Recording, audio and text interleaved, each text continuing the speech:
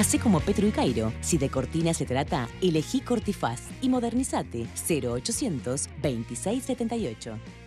Queso rallado artesano, recomendado por Sergio Puglia en todas sus comidas. El queso se llama artesano. Presenta Helpline, el botón que puede salvar vidas. Helpline, seguridad para el adulto mayor. Presenta Camposur, hamburguesas extras, parrilleras y light sin sal. De nuestra granja a su mesa. Presenta Malvin Alto, pinturería, ferretería, sanitaria, herramientas, electricidad, pinturas Belco, la esquina naranja de Hipólito Yrigoyen y Camino Carrasco.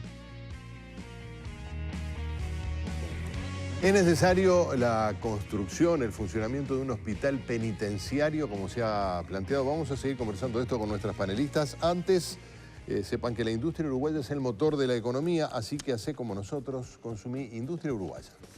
Porque consumiendo productos uruguayos, generamos más fuentes de trabajo y fortalecemos nuestro país. Apostemos a lo nuestro, a lo uruguayo. Es un apoyo de pastas secas Marco Polo, pasta tipo casera, condimentos Hidalgo, productos de nobleza, fiambre y hamburguesas Camposur, de nuestra granja a su mesa. Cortifaz, líderes en cortinas, 0800 2678. Bueno, se habla del tema seguridad en la campaña, se habla en general porque es un tema muy preocupante para toda la gente. Todos los partidos hablan, el gobierno, la oposición, tienen distintas propuestas. Nadie habla de aumentar el presupuesto para cárceles con hospital o sin hospital, para atención de salud, para... todos dicen que tiene que haber talleres y trabajo y estudio, pero cuando se habla de destinar dinero para los presos, buena parte de la opinión pública se pone muy mal porque dice, bueno, delinquieron, que paguen lo que hicieron, en fin. Ahora, eso como marco general. Pero acá estamos hablando de una cosa muy específica. ¿Hay que construir? ¿Ustedes creen que hay que hacer un hospital penitenciario, Denise? No, nosotros dimos bastante esa discusión y consideramos que la construcción de un hospital penitenciario no solucionaría el problema. De nuevo, esto es un problema de gestión. Y muchas veces cuando hay estos comentarios, ¿se piensan que las cárceles no salen plata?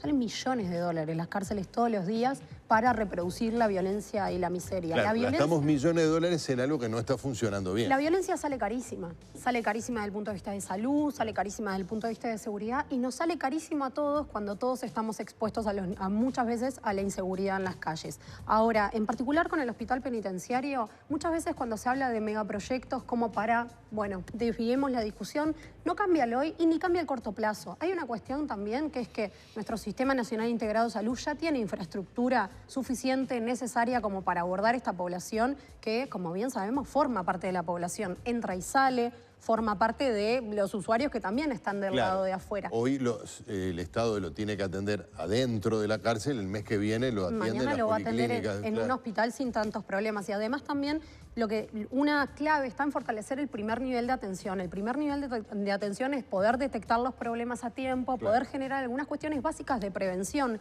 que muchas veces ni siquiera tienen que ver con la salud, tienen que ver con la higiene, con la alimentación, con cuestiones muy, muy básicas que, de nuevo, cuando llegamos a tener un problema de salud, es que los costos aumentaron. ¿Hay que hacer un hospital penitenciario? Yo tengo, ahora estábamos hablando en el corte con las compañeras, tengo una mirada doble. Por un lado, creo que desde lo clínico, sin desmedro de lo práctico y del contacto con estas poblaciones, que de hecho he trabajado muchísimos años en policlínica, en APS, en atención en primera instancia, creo que es una población, si yo la veo desde lo clínico, que necesita un tratamiento especial y por ende equipos técnicos especializados con una formación y una sensibilización especializada para intervenir. Lo decís, Adriana, desde la perspectiva de la salud mental, desde la perspectiva de la salud mental, tanto desde lo que es el usuario, obviamente, que es lo primero que hay que tener en cuenta, como también del equipo técnico que esté trabajando con ellos. O sea, yo he trabajado muchos años en equipos interdisciplinarios y también se necesita un apoyo y un soporte para el equipo interdisciplinario. Lo que estábamos hablando recién con la compañera, que se sientan apoyados de alguna manera como equipo técnico para poder trabajar trabajar con este tipo de poblaciones. Hubieron situaciones muy complicadas, por ejemplo, en el Vilar de Bo, cuando fue la derivación de quien ultimó al pelado el año pasado, no sé si bien lo recuerdan, que de hecho lo tratamos acá con ustedes en la mesa. Y bueno, son todas circunstancias que cuando aparecen este tipo de casos ponen muy nerviosa a la población que interviene con estas poblaciones.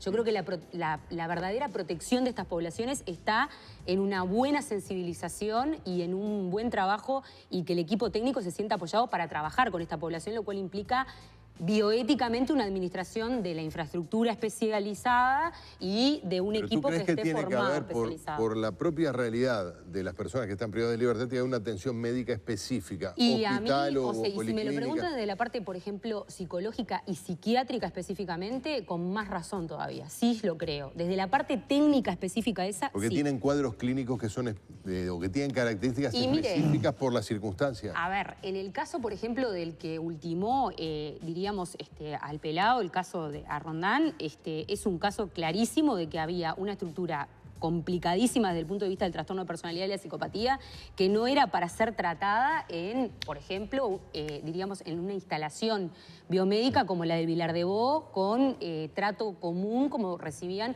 otro tipo de, diríamos, usuarios. O sea, inclusive el equipo técnico no se sentía preparado. De hecho, no se sabía tampoco cómo recluir al sujeto, lo cual también iba en desmedro de la dignidad del sujeto. Entonces, digo, entramos como en una rueda que es como un círculo vicioso. Por otra parte, es verdad, y estoy de acuerdo y comparto, por el tema de, diríamos, obviamente, la dignidad, yo hago siempre hincapié en ese elemento porque para mí es fundamental, y los derechos humanos de este tipo de poblaciones y de usuarios. El hecho de que compartan en común con otros también, claramente, y que no se los segregue con una separación de una institución especializada, por ese lado quizás sería interesante que pudieran participar, diríamos, de los servicios que participamos todos los demás usuarios y no hacer algo tan especializado. Sin embargo, en algunos casos realmente se requiere de un tratamiento súper especializado para este tipo de cuadros. Desde lo clínico sanitario, yo creo. Claro. Colette, ¿cómo lo ves tú? Yo estoy totalmente en desacuerdo con un hospital penitenciario. Yo creo que hacer un hospital penitenciario en realidad reafirma la criminalización, es decir, criminalizamos también la salud, el derecho a la salud.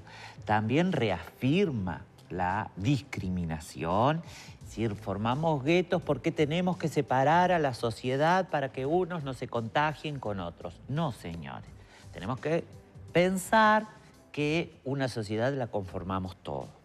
Quienes estamos en situación de libertad, quienes están en situación de privación de libertad.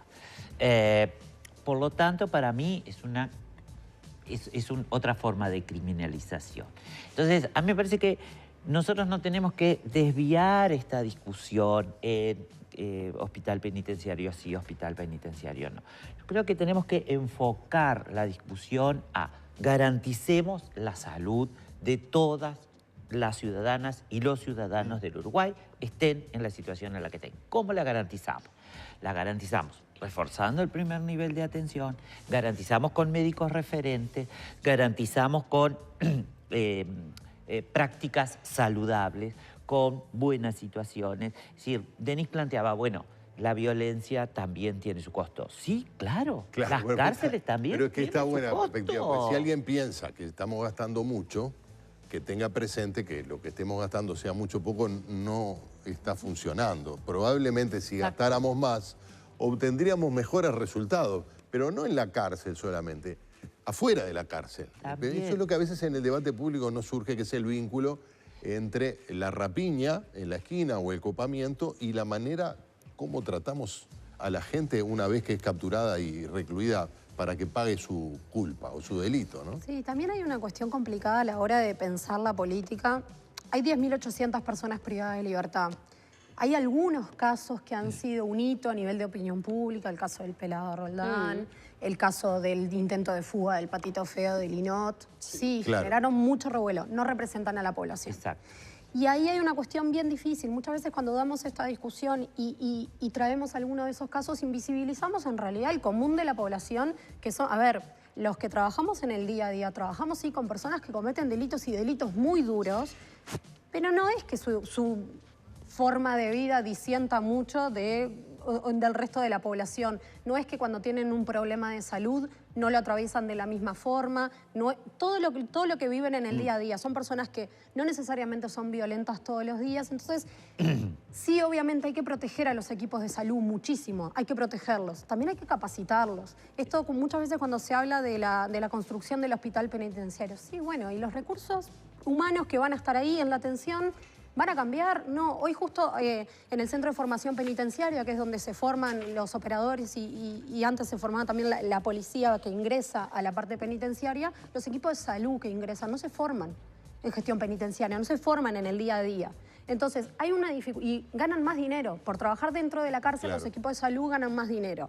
Tenemos que enfocar a la parte del día a día, a la parte humana, a la parte de cómo hacemos para que la gente se capacite más, de alguna manera tenga mejores mecanismos de seguridad, porque mucho de lo que pasa en la cárcel tiene que ver con el mecanismo que hay alrededor. Si a mí me ponen un mecanismo muy duro y muy violento, yo tengo miedo, me siento más insegura y las personas tienen más capacidad de generar inseguridad sobre mí. Hay muchas formas de trabajar en el día a día y los que trabajamos todos los días con gran parte de la población, muchos que cometieron delitos muy violentos, no necesariamente vivimos con un miedo y tenemos que separarnos todo el tiempo. Entonces, ahí tiene mucho que ver con la capacitación y con la estructura de la reducción de riesgos que hay desde la institución. Tú utilizaste la palabra gestión varias veces, pero mejor gestión supone específicamente más dinero para una mejor atención de salud o para tantas otras cosas. No necesariamente. No siempre.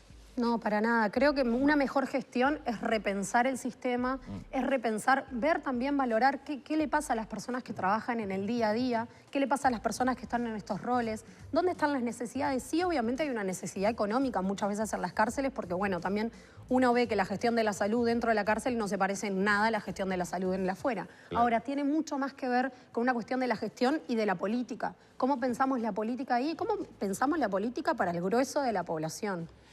Yo creo que acá también tiene que ver dos cosas que no quiero dejar pasar. Una, en esto de la gestión, también tenemos que ver en cómo se redistribuye el dinero que existe. Vos decías hoy, bueno, más presupuesto, pero ¿para qué más presupuesto? Es decir, ¿dónde lo vamos a distribuir? Claro, ¿Cómo no sé si es lo vamos a necesario. distribuir? Lo que observo es que todos reclaman hacer cosas distintas con pero el sistema carcelario, pero nadie dice, y además hay que poner más dinero. ¿De qué manera distribuir los recursos que tenés? Sí, y cómo cuidar preparás a la al personal. ¿Cómo cuidar a la población que cuida? Sí, hay también como una mirada de que, bueno, el personal de salud nos tenemos que cuidar. A ver, es como una mirada demasiado centrista desde la afuera. Denise hablaba, bueno, quienes trabajamos con las personas privadas de libertad, hemos tenido muchas charlas con las personas privadas de libertad de manera informal y las propias personas, vos te das cuenta toda esa emocionalidad y ganas de hacer cosas y de volver a la sociedad y de insertarse de diferente manera. Las propias personas privadas de libertad te lo dicen. Yo salgo, ¿quién me da un trabajo si vivo en el Borro, si no me he visto como corresponde, si soy ex privado o ex privada de libertad? Entonces, ¿qué es lo que me queda? Entonces, también tenemos que pensar como en esas cosas. No es un tema de que la persona que cometió un delito violento sea violenta dentro de la cárcel. Es decir, nosotros charlamos con las personas en los pasillos, en los salones, en los diferentes ámbitos dentro de un centro penitenciario. Son personas que estamos conversando como nosotros estamos conversando ahora en este momento. Entonces, también hay que ver eso. Y en este tema específicamente, salud, yo veía los informes sobre Carol también. Sí. Y, a ver, que esté internada con un cáncer terminal, con un grillete, que le lastimaba. A ver, no estamos castigando como demasiado. No, está claro.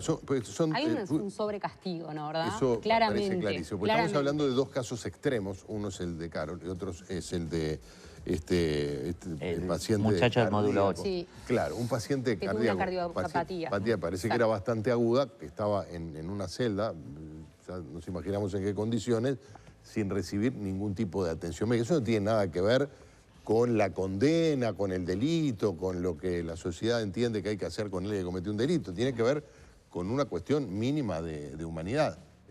Tanto Carlos como este joven tendrían que tener un tipo de atención diferente. Ahora, ¿qué pasa con los que no tienen un cuadro agudo? Pero, por ejemplo, Colette, están padeciendo ¿qué pasa el con los que tienen VIH? Claro.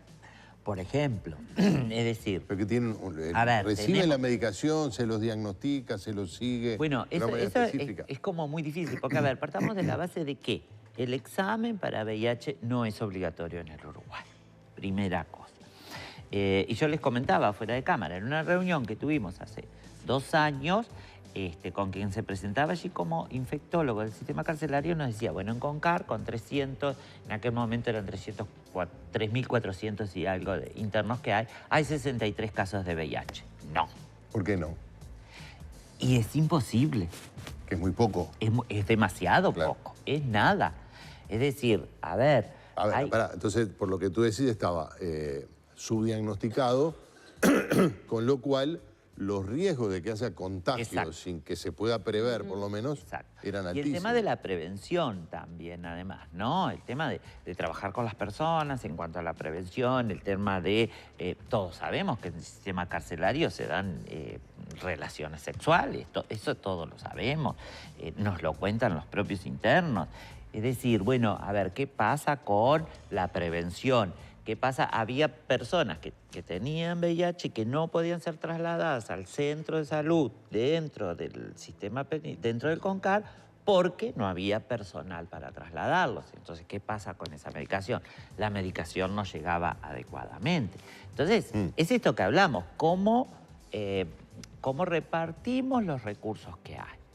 Hay poco personal. Se habla de que, bueno, que si el personal tiene que trasladar a un interno, a una interna, a un centro hospitalario, bueno, se queda sin trasladarlo, personal. a veces tiene que haber personal de custodia también, cuando son varios días de internación, 2 policías por cada... Sí, ahí creo que hay un ejemplo como muy claro para ver por qué hablamos de gestión y por qué hablamos del aumento de costos que significa mantener las cosas como están. En Uruguay hay 554 mujeres privadas de libertad. En Uruguay, el Papá Nicolau o el PAP es obligatorio para todas las mujeres, una vez al año, y además las mujeres privadas de libertad no tienen el PAP. Claro. Entonces, ¿Por qué? ¿por qué? Para hacer un PAP hoy en día hay que generar, en el caso, por ejemplo, de la unidad 5, que es donde están 300, o sea, más de la mitad de las mujeres, es la unidad más grande dentro de Montevideo de mujeres, hay que generar un traslado a un centro de salud. El traslado se realiza con 2 efectivos policiales, 2 custodias, con grilletes, con esposas, con todo lo que significa ingresar a un hospital en esa situación. Claro. El traslado en la ambulancia también tiene un costo para un estudio que en realidad se calcula que sale unos 15 pesos hacer un Papá Nicolau en territorio. Entonces, ¿no nos saldría mucho más barato tener un recurso especializado que ni siquiera tiene que ser un ginecólogo? Puede ser un médico de familia, por ejemplo, que pueda hacer ese análisis clínico. Es simplemente, lleva minutos, pero mucho más bajo. Es la actitud de la población sanitaria que trabaja con este tipo de población. O sea, sensibilizar a la población técnica que trabaja con este tipo de población para que se acerque más y pueda cuidar más a esta población. O sea, a mí me parece que eso es clave, porque podemos hablar de muchos temas, pero si la población técnica que trabaja con estas poblaciones no está sensibilizada y no quiere, por voluntad propia, acercarse a trabajar con esta población, con este tipo de población, estamos limitados siempre. O sea, yo tenía un profesor de la facultad que siempre decía, con las personas que están en condiciones de situación de reclusión y con las personas que tienen padecimientos psiquiátricos, hay mucha resistencia. Nadie quiere trabajar con estas poblaciones, lamentablemente. Esperemos que esto empiece a disminuir, pero creo que también tiene que ver con un tema de poder empezar a cuidar a los que cuidan y sensibilizar más a estas poblaciones para que trabajen de una manera más, diríamos, específica con este tipo de personas. Adriana, gracias. Por favor, gracias a Colette. ustedes. Y gracias, Denis, también por acompañarnos. Gracias a ustedes. Nos vamos a la pausa. Antes sepan que hay que prestar atención a la recomendación del chef número 1 de Uruguay, Sergio Puglia. Queso rallado artesano, recomendado por Sergio Puglia en todas sus comidas. El queso se llama artesano.